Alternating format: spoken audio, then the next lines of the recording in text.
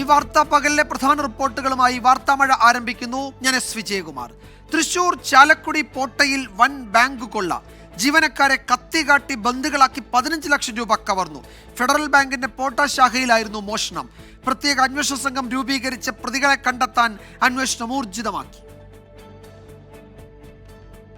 ഇന്ന് ഉച്ചയ്ക്ക് 2:30 സംഭവം. സ്കൂട്ടറിൽ കയ്യുറകളും ഹെൽമറ്റും ജാക്കറ്റും ധരിച്ചെത്തിയ മോഷ്ടാവ് പൊടുന്നനെ ബാങ്കിലേക്ക് ഇരച്ചു കയറി.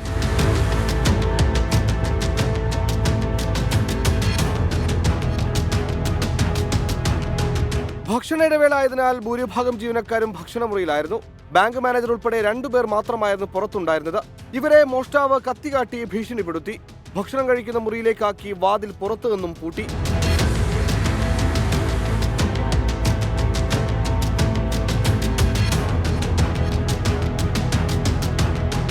ശേഷം ക്യാഷ് കൗണ്ടറിലെത്തിയ മോഷ്ടാവ് കൗണ്ടർ പൊളിച്ച് പണം കവർന്നു. കൗണ്ടറിൽ 45 ലക്ഷം രൂപ ഉണ്ടായിരുന്നുവെങ്കിലും 5 ലക്ഷം വീതമുള്ള 3 കെട്ടുകളാണ് മോഷ്ടാവ് കവർന്നത്. 47 ലക്ഷം രൂപ ക്യാഷ് കൗണ്ടറിൽ അവർ കെട്ടുകെട്ടായിട്ട് വെച്ചിരുന്നതാണ്. ആ ക്യാഷ് കൗണ്ടറിൽ ഇരുന്ന 47 ലക്ഷം ഓപ്പണായിട്ട് കാണാം, ബണ്ടിൽസ്. അതിൽ നിന്ന് 3 ബണ്ടിൽ മാത്രം എടുത്ത് ആണ് പോയിരിക്കുന്നത്. തൃശൂർ റൂറൽ എസ് പി ഉൾപ്പെടെയുള്ള വൻ പോലീസ് സംഘം ബാങ്കിലെത്തി CCTV ദൃശ്യങ്ങൾ ഉൾപ്പെടെ പരിശോധിച്ചു. മോഷ്ടാവ് ഹെൽമറ്റ് വെച്ച് കയ്യുറ ധരിച്ചതിനാൽ ജീവനക്കാർക്കും പോലീസിനും ആളെ തിരിച്ചറിയാനായിട്ടില്ല. ഡോഗ് സ്ക്വാഡും വിരലടയാള വിദഗ്ധരും ഉൾപ്പെടെയുള്ളവർ തെളിവുകൾ ശേഖരിച്ചിട്ടുണ്ട്. മോഷണശേഷം മോഷ്ടാവ് എറണാകുളം ഭാഗത്തേക്ക് രക്ഷപ്പെട്ടതായി പോലീസിന് വിവരം ലഭിച്ചിട്ടുണ്ട്. നമുക്കിപ്പോൾ അയാളുടെ ഫേസ് ഇല്ല. അയാൾ ഹിന്ദി സംസാരിക്കുന്നവരെല്ലാം മലയാളികളല്ലാത്തവരാണെന്ന് നമുക്ക് പറയാൻ കഴിയില്ല. അപ്പോൾ അത് ഒരു പക്ഷേ മിസ്ലീഡിങ്ങും ആവാം. അപ്പോൾ നമ്മൾ അങ്ങനെ ആദ്യമേ തന്നെ ഒരു ഡിസിഷൻ എടുത്ത് പോകുന്നതിനകത്ത് അർത്ഥമില്ല. പ്രദേശത്തെ CCTV ദൃശ്യങ്ങൾ, റെയിൽവേ സ്റ്റേഷൻ, ബസ് സ്റ്റാൻഡുകൾ, ദേശീയപാത എന്നിവിടങ്ങൾ കേന്ദ്രീകരിച്ച ചാലക്കുടി പോലീസ് അന്വേഷണം ഊർജിതമാക്കി. ബാങ്കിനെ കുറിച്ച് വ്യക്തമായ മുൻപരിചയമുള്ള വ്യക്തിയാണ് മോഷണം നടത്തിയതെന്നാണ് പോലീസിന്റെ നിഗമനം. പ്രത്യേക അന്വേഷണ സംഘം രൂപീകരിച്ച സംസ്ഥാനത്തിന് പുറത്തേക്കും അന്വേഷണം വ്യാപിപ്പിക്കുകയാണ് പോലീസ്. ചാലക്കുടിയിൽ നിന്ന് ക്യാമറാമാൻ ബിനേഷ് ബാബുരാജിനൊപ്പം സൂരജ് സജി, 24. പ്രതി എറണാകുളം ജില്ലയിലേക്ക് കടന്നു എന്നാണ് ഏറ്റവും ഒടുവിൽ വരുന്ന വിവരം. അങ്കമാലി പെരുമ്പാവൂർ റൂട്ടിൽ നിന്ന് ചില CCTV ദൃശ്യങ്ങൾ പോലീസിന് കിട്ടിയിട്ടുണ്ട്. പ്രതിക്ക് വേണ്ടി അന്വേഷണം ഊർജിതമാണ്. രാത്രി വൈകിയും സൂരജ് സജി ഏറ്റവും പുതിയ വിവരങ്ങൾ നൽകും.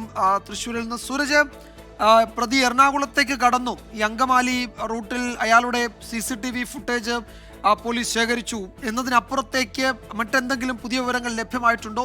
ഈ കാലടി അതുപോലെ നെടുമ്പാശ്ശേരി ആ ഭാഗത്തൊക്കെ പോലീസിന്റെ പരിശോധന കൂടുതലായിട്ടുണ്ടായിരുന്നു വൈകുന്നേരം, പെരുമ്പാവൂർ ഭാഗത്തൊക്കെ. അതൊക്കെ എന്തെങ്കിലും ഇൻഫർമേഷന്റെ ഭാഗമായുള്ള പരിശോധനകളായിരുന്നോ?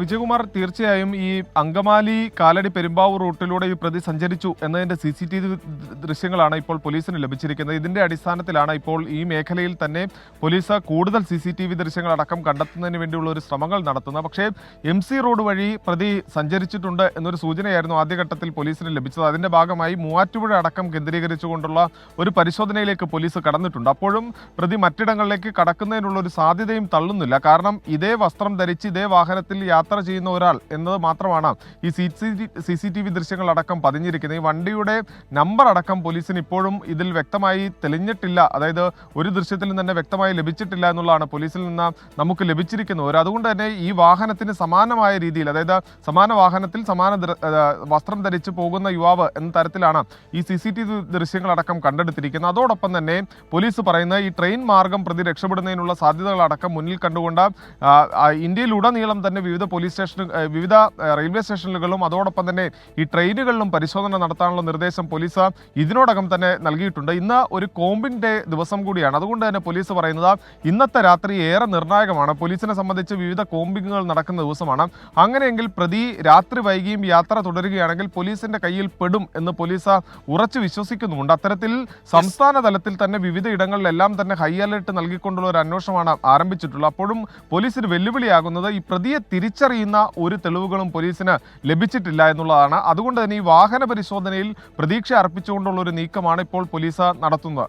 വിജയകുമാർ, പ്രതി അധികം ദൂരേക്ക് പോയിട്ടുണ്ടാകില്ല. എറണാകുളം, തൃശ്ശൂർ ജില്ലകളിലൊക്കെ ഉണ്ടാകും എന്നതാണ് പോലീസിന്റെ കണക്കുകൂട്ടൽ. അതിന്റെ അടിസ്ഥാനത്തിലാണ് കൂടുതൽ വ്യാപകമായ പരിശോധന നടക്കുന്നത്. നേരത്തെ സൂരജ് പറഞ്ഞതുപോലെ ഈ രാത്രി പ്രധാനപ്പെട്ടതാണ്. ഈ രാത്രി തന്നെ അയാളെ കസ്റ്റഡിയിലെടുക്കാനുള്ള നീക്കങ്ങളാണ് പോലീസിന്റെ ഭാഗത്തുനിന്നുണ്ടാകുന്നത്. മറ്റൊരു പ്രധാന റിപ്പോർട്ടിലേക്ക് വാർത്താമഴ കടക്കുന്നു. ഉരുൾപൊട്ടൽ ദുരന്തം നേരിട്ട മുണ്ടക്കൈ ചൂരൽമല പ്രദേശത്തിന്റെ പുനർനിർമ്മാണത്തിനായി 529.50 കോടി രൂപയുടെ വായ്പ അനുവദിച്ച് കേന്ദ്ര സർക്കാർ. സംസ്ഥാനം സമർപ്പിച്ച 16 പ്രോജക്റ്റുകൾക്കാണ് വായ്പയായി തുക അനുവദിച്ചത്. ഈ സാമ്പത്തിക വർഷം തന്നെ ഈ പണം ചെലവഴിക്കണമെന്ന നിബന്ധനയോടെയാണ് തുക നൽകിയത്. 1.5 മാസം കൊണ്ട് ചെലവഴിക്കുക എന്നത് അപ്രായോഗികമാണ് എന്ന് ധനമന്ത്രി കെ.എൻ. ബാലഗോപാൽ പ്രതികരിച്ചു. മുണ്ടക്കൈ ചൂരൽമല ഉരുൾപൊട്ടൽ ദുരന്തത്തിന് ഇരയായവരുടെ പുനരധിവാസത്തിന് 2000 കോടി രൂപയുടെ സഹായം പ്രതീക്ഷിച്ചിരുന്ന കേരളത്തിനാണ് 529.5 കോടി രൂപയുടെ വായ്പ ലഭിച്ചത്. സർക്കാർ തയ്യാറാക്കി സമർപ്പിച്ച 16 പ്രൊജക്റ്റുകൾക്ക് തന്നെയാണ് വായ്പയായിട്ടാണെങ്കിലും പണം അനുവദിച്ചത്. സഹായം ലഭിക്കുന്ന പദ്ധതികൾക്ക് തുല്യമായ മറ്റു പദ്ധതികൾ പാടില്ല എന്നീ നിബന്ധനകളോടെയാണ് കേന്ദ്ര സർക്കാർ വായ്പ നൽകിയിരിക്കുന്നത്. മൂലധന നിക്ഷേപ സഹായത്തിൽ ഉൾപ്പെടുത്തിയാണ് വായ്പ അനുവദിച്ചത്. മൂലധന നിക്ഷേപ സ്കീമിലെ വായ്പകൾക്ക് പലിശയില്ല. 50 കൊല്ലം കൊണ്ട് തിരിച്ചടച്ചാൽ മതി. ഈ മാസം 11-നാണ് വായ്പാ സഹായം അനുവദിച്ച് കേന്ദ്ര ധനമന്ത്രാലയം സംസ്ഥാന ധനകാര്യ അഡീഷണൽ ചീഫ് സെക്രട്ടറിക്ക് കത്തയച്ചത്. 24 പുറത്തുവിട്ട വാർത്തയിൽ ധനമന്ത്രി കെ.എൻ. ബാലഗോപാൽ പ്രതികരിച്ചു. ഇത്രയും തുക മാർച്ച് 31-നകം കൊടുക്കുക എന്ന് പറഞ്ഞു കഴിഞ്ഞാൽ വല്ലാത്തൊരു ബുദ്ധിമുട്ടുള്ള കാര്യമായിരിക്കും. സാധാരണ നിങ്ങൾക്കെല്ലാം ഊഹിക്കാം എത്ര ചെറിയൊരു തുകയായപ്പോൾ ഇതിനകത്ത് ചെയ്യുന്നതിൻ്റെ ഒരു ബുദ്ധിമുട്ടുണ്ട്. പക്ഷേ അത് പ്രായോഗികമായിട്ട് എങ്ങനെയാണ് അതിൻ്റെ UC കൊടുക്കുക തുടങ്ങിയ കാര്യങ്ങൾ നമ്മൾ ആലോചിക്കുന്നുണ്ട്. ടൗൺഷിപ്പിലെ പൊതുകെട്ടിടങ്ങളുടെ നിർമ്മാണം, റോഡുകളും പാലങ്ങളും നിർമ്മിക്കൽ, ദുരന്ത മേഖലയിലെ പുഴയുടെ ഒഴുക്ക് ക്രമീകരിക്കൽ, സ്കൂൾ കെട്ടിടത്തിന്റെ പുനർനിർമ്മാണം തുടങ്ങിയ 16 പദ്ധതികൾക്കാണ് വായ്പാ സഹായം ലഭിച്ചിരിക്കുന്നത്. മുണ്ടക്കൈയിലെ സർക്കാർ LP സ്കൂളിന് സമീപത്തെ 8-ാം നമ്പർ പാലത്തിന്റെയും അപ്രോച്ച് റോഡിന്റെയും ചെലവൊഴികെ മറ്റെല്ലാ പദ്ധതികൾക്കും മുഴുവൻ തുകയും ലഭിച്ചു. സഹായം വായ്പയാക്കിയതിനെ കോൺഗ്രസ് വിമർശിച്ചു. ഞങ്ങൾ വായ്പയായി കുറേ വർഷം അങ്ങ് നീട്ടിപ്പിടിച്ച് വായ്പ തരാം എന്നുള്ളതാണ്. അത് ഫെഡറലിസത്തിന് യോജിക്കുന്നതല്ല. അത് കേരളത്തിലെ ജനങ്ങളോട് ചെയ്തിരിക്കുന്ന ധിക്കാരപരമായിട്ടുള്ള നിലപാടാണ്. വായ്പയാണെങ്കിലും മുണ്ടക്കൈ ചൂരൽമല ദുരന്തവുമായി ബന്ധപ്പെട്ട് കേന്ദ്ര സർക്കാരിൽ നിന്ന് സംസ്ഥാനത്ത് ലഭിക്കുന്ന പ്രധാന സഹായമാണിത്. എന്നാൽ സമഗ്ര പുനരധിവാസ പദ്ധതിയുമായി ബന്ധപ്പെട്ട് കേരളം ആവശ്യപ്പെടുന്ന തുക ഇനിയും കേന്ദ്ര സർക്കാർ അനുവദിച്ചിട്ടില്ല. ആർ ശ്രീജിത്ത്, 24, തിരുവനന്തപുരം. മുണ്ടക്കൈ സാമ്പത്തിക പാക്കേജിന് പകരം വായ്പ അനുവദിച്ച കേന്ദ്ര നടപടി കേരളത്തോടുള്ള വെല്ലുവിളിയും പരിഹാസവുമെന്ന് പ്രതിപക്ഷ നേതാവ് വി.ഡി. സതീശൻ. 16 പദ്ധതികൾക്കായി അനുവദിച്ചിരിക്കുന്ന പലിശരഹിത വായ്പ മാർച്ച് 31-ന് മുൻപ് വിനിയോഗിക്കണമെന്നാണ് നിർദ്ദേശം. കേരളത്തെ സഹായിച്ചെന്ന് വരുത്തി ശ്വാസം മുട്ടിക്കാനാണ് ശ്രമമെന്നും വി.ഡി. സതീശൻ പറഞ്ഞു. സഹായത്തിന് പകരം വായ്പ അനുവദിച്ചത് കേന്ദ്രത്തിന്റെ പ്രതികാര നടപടിയെന്ന് കോൺഗ്രസ് നേതാവ് രമേശ് ചെന്നിത്തല വിമർശിച്ചു. അതേസമയം പുനരധിവാസത്തിന് 530 കോടി രൂപ മൂലധന നിക്ഷേപ വായ്പ അനുവദിച്ച കേന്ദ്ര സർക്കാർ നടപടി വയനാടിന് കൈത്താങ്ങാകുമെന്ന് BJP സംസ്ഥാന അധ്യക്ഷൻ കെ. സുരേന്ദ്രൻ പറഞ്ഞു. അമേരിക്കൻ പ്രസിഡന്റ് ഡൊണാൾഡ് ട്രംപുമൊത്തുള്ള സംയുക്ത വാർത്താ സമ്മേളനത്തിനിടെ അദാനിയെക്കുറിച്ചുള്ള ചോദ്യത്തിന് മറുപടി നൽകി പ്രധാനമന്ത്രി നരേന്ദ്രമോദി. അമേരിക്കയിലെ അദാനിക്കെതിരായ കൈക്കൂലി കേസ് ട്രംപുമായി ചർച്ച ചെയ്തോ എന്നായിരുന്നു മാധ്യമപ്രവർത്തകന്റെ ചോദ്യം. 2 രാജ്യങ്ങളുടെ പ്രധാനപ്പെട്ട നേതാക്കൾ തമ്മിലുള്ള കൂടിക്കാഴ്ചയിൽ വ്യക്തികളെക്കുറിച്ച് ചർച്ച ചെയ്യാറില്ല എന്നായിരുന്നു മോദിയുടെ പ്രതികരണം. I ask whether you discuss at all today the case of Gautam Adani, who's one of the wealthiest men in Asia and perceived as an ally of Prime Minister Modi. Prime Minister Modi, have you asked the president to take action on that case? ഇതായിരുന്നു മാധ്യമപ്രവർത്തകന്റെ ചോദ്യം. പ്രധാനമന്ത്രി നരേന്ദ്രമോദിയുടെ മറുപടി ഇങ്ങനെ: भारत एक लोकतांत्रिक देश है और हमारे संस्कार, हमारी संस्कृति वसुधैव कुटुंबकम की है. हम पूरे विश्व को अपना एक परिवार मानते हैं. हर भारतीय को मैं अपना मानता हूं. दूसरी बात है, ऐसे व्यक्तिगत मामलों के लिए 2 देश के मुखिया न मिलते हैं, न बैठते हैं, न बात करते हैं. ഇന്ത്യ ഒരു ജനാധിപത്യ രാജ്യമാണ്. വസുധൈവ കുടുംബകം എന്നതാണ് ഞങ്ങളുടെ സംസ്കാരം. ലോകമാകെ ഒരു കുടുംബമാണെന്ന് ഞങ്ങൾ വിശ്വസിക്കുന്നു.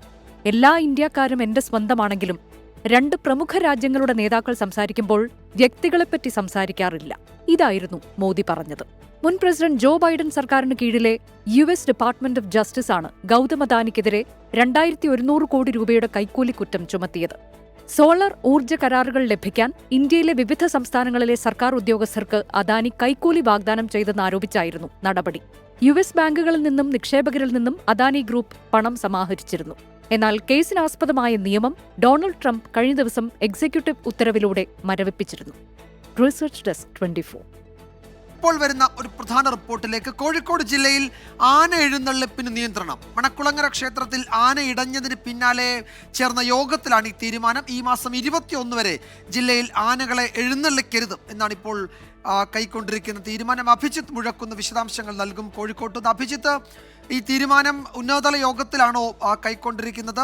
മറ്റു വിവരങ്ങൾ എന്തൊക്കെയാണ്? കൊയിലാണ്ടിയിലെ ക്ഷേത്രത്തിൽ, മണക്കുളങ്ങര ക്ഷേത്രത്തിൽ ഈ ഒരു വലിയ ദുരന്തം ഉണ്ടായതിന് പിന്നാലെയാണ് ADMന്റെ അധ്യക്ഷതയിൽ ജില്ലാതല മോണിറ്ററിംഗ് കമ്മിറ്റി ചേർന്നത്. അതിലാണ് ഇപ്പോൾ ഇങ്ങനെയുള്ള ഒരു തീരുമാനം വന്നിരിക്കുന്നത്. ഒരാഴ്ചത്തേക്ക് കോഴിക്കോട് ജില്ലയിൽ ആന എഴുന്നള്ളിപ്പുകൾ, ക്ഷേത്രങ്ങളിലെ ആന എഴുന്നള്ളിപ്പുകൾ നിർത്തിവയ്ക്കാനുള്ളതാണ് തീരുമാനം. ഒപ്പം തന്നെ ഈ മോണിറ്ററിംഗ് കമ്മിറ്റിയുടെ രജിസ്ട്രേഷൻ ഇല്ലാത്ത ക്ഷേത്രങ്ങളിൽ ആന എഴുന്നള്ളിപ്പുകൾ നടത്തരുത് എന്നുള്ളൊരു നിർദ്ദേശം നിലവിലുണ്ട്. അങ്ങനെ ഉണ്ടായാൽ ആ ക്ഷേത്രത്തിൽ നിന്ന് ആനയെ നിരോധിക്കാനുള്ള ഒരു തീരുമാനം കൂടി നിലവിൽ വന്നിട്ടുണ്ട്. ഒപ്പം തന്നെ ഏറ്റവും പ്രധാനപ്പെട്ട കാര്യം, ഈ മണക്കുളങ്ങര ക്ഷേത്രത്തിന്റെ രജിസ്ട്രേഷൻ, ഈ ജില്ലാതല മോണിറ്ററിംഗ് കമ്മിറ്റിയുടെ രജിസ്ട്രേഷൻ ഈ ക്ഷേത്രത്തിനുണ്ടായിരുന്നു. അത് റദ്ദാക്കാനുള്ള ഒരു തീരുമാനം കൂടി നിലവിൽ ഈ ജില്ലാതല മോണിറ്ററിംഗ് കമ്മിറ്റിയുടെ യോഗത്തിന് ശേഷം വന്നിട്ടുണ്ട്. ഏതായാലും കർശനമായ ചില നടപടികൾ ഇതുമായി ബന്ധപ്പെട്ട് ഉണ്ടാവുകയാണ് വിജയകുമാർ. കാരണം നാട്ടാന പരിപാലന ചട്ടത്തിന്റെ ലംഘനം കൃത്യമായി അവിടെ ഉണ്ടായി എന്നുള്ളൊരു കണ്ടെത്തൽ അഭിജിത്ത്, ഇതിലിപ്പോൾ വനമന്ത്രിക്ക് ഈ വനം വകുപ്പ് ഉദ്യോഗസ്ഥരുടെ അന്വേഷണ റിപ്പോർട്ട് കിട്ടിയിട്ടുണ്ട്. ഇതിൽ കൂടുതൽ നടപടികൾ, ഇപ്പോൾ പോലീസിന്റെ ഒക്കെ ഭാഗത്തുനിന്ന് കൂടുതൽ നടപടികൾ ഉണ്ടാകുമോ?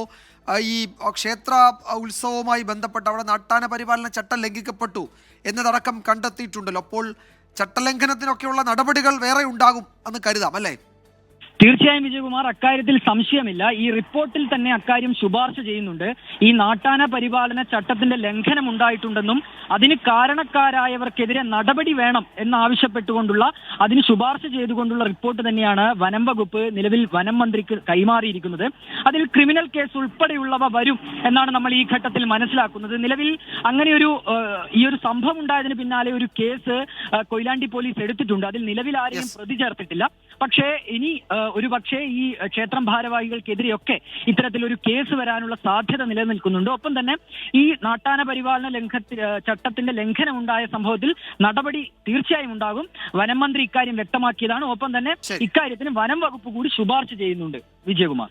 യെസ്, അപ്പോൾ അവിടെ ചട്ടലംഘനം പ്രകടമാണ്. അത് അന്വേഷണത്തിൽ കണ്ടെത്തിയിട്ടുണ്ട്. അതിന്റെ പശ്ചാത്തലത്തിലാണ് കോഴിക്കോട് ജില്ലയിൽ ആന എഴുന്നള്ളിപ്പിന് ഈ മാസം 21 വരെ വിലക്ക് ഏർപ്പെടുത്തിയിരിക്കുന്നത്. മണക്കുളങ്ങര ക്ഷേത്രത്തിലെ ഈ അപകടത്തിന്റെ പശ്ചാത്തലത്തിൽ ഇന്ന് ചേർന്ന ഉന്നതതല യോഗത്തിലാണ് പ്രധാനപ്പെട്ട തീരുമാനങ്ങൾ ഉണ്ടായത്. അഭിജിത്ത് മുഴക്കുന്നാണ് വിവരങ്ങൾ നൽകിയത്. റിപ്പോർട്ടോടെ വാർത്താമഴ അവസാനിക്കുന്നു. നാളെ വീണ്ടും കാണാം. Good night.